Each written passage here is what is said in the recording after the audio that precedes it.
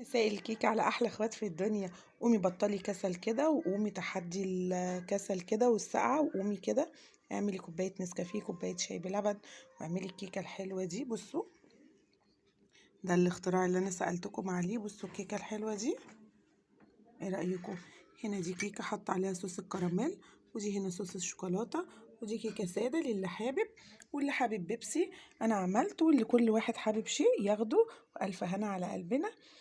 وقومي تحدي الكسل، كيكة سهلة وسريعة وحلوة وتدفيكي في الشتا ده. بصوا،